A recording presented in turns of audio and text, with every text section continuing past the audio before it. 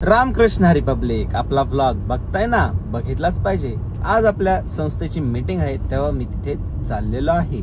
आपली संस्था म्हणजे स्नेहदीप ग्रामीण बिगर शेती सहकारी पतसंस्था मर्यादित ही आपली पतसंस्था आहे आणि त्याचा मी संचालक आहे। त्याच्यामुळे आज मीटिंग असल्या कारणाने आपण त्या ठिकाणी आज चाललेलो आहे आणि मीटिंग झाल्यानंतर परत दुसरी मीटिंग आपल्याला जुन्नर या ठिकाणी आहे। आता दर महिने प्रमाणे आपल्याला आपल्या रेशन दुकानदारांची एक मीटिंग आयोजित केलेली जाते।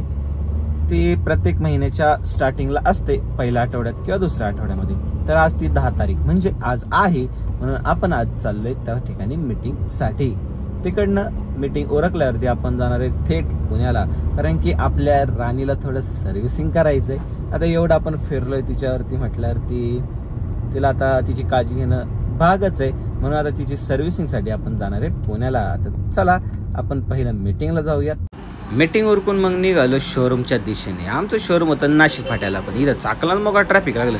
मग शोरूमला गाडी टाकली आणि आलो मस्तपैकी पुण्यात।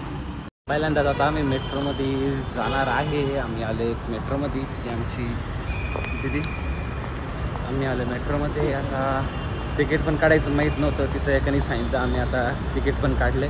आम्ही आता चाललोय प्लॅटफॉर्मकडे। मेट्रोचा प्रवास पहिल्यांदाच करत होतो म्हणून मग गार वाटत होता। आता ही आली आमची मेट्रो, आता याच्यात बसून जायचं होतं पुढे। आता चला बसूया।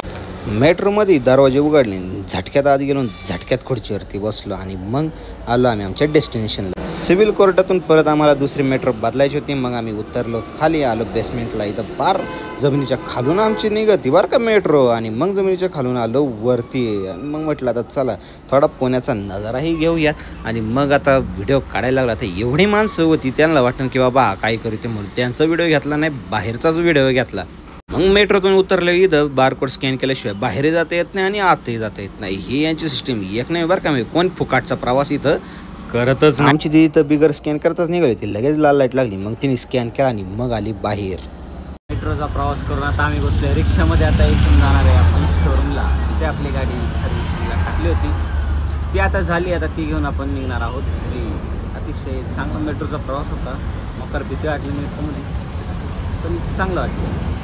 आमची गाडी सर्व्हिसिंग झाली आहे आणि आता आपल्याला मिळालेली आहे, पूर्ण चकाचक सर्व्हिस झालेली आहे। हे बघा, आमचे डॉक्टर साहेबांना पण आम्ही आता घरी घेऊन चाललोय। रिटर्न येताना परत चाकणमध्ये आम्हाला लागलं ट्रॅफिक, आणि मग तिकडून लक्षात आलं की बाबा आपली बिल्डिंग तर येत आहे। मग लगेच आपल्या बिल्डिंगला हाय हॅलो केला, म्हटलं चला आपली बिल्डिंग फेमस करू। आणि मग आलो आम्ही पुढे आल्यावरती भूक लागली होती। मग आता खेडच्या घाटवरती चढल्यावरती इथे एक मोक्ष हॉटेल आहे, तिथे आलो आम्ही आता जेवायला। आता आम्ही आलो हॉटेलला जेवायला, जराशी भूक लागली त्याच्यामुळे आलो आम्ही जेवायला।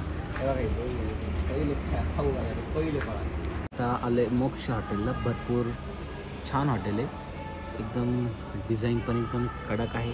तेव्हा आमच्या दिदी साहेब इथं खायला पहिला बसलेत, आणि इकडे आमचे डॉक्टर वगैरे, त्यांच्या मागे हे हॉटेल आहे, एक नंबर असं हॉटेल आहे।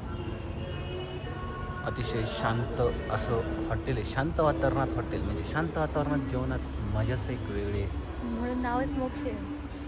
हॉटेलचं नाव मोक्ष आहे। चला आपण याचं एक पब्लिसिटी करू, म्हणजे लोक पण जेवायला येतील। यात हे काय आपल्याला पैसे देणार नाही, पण आता ठीक आहे चला।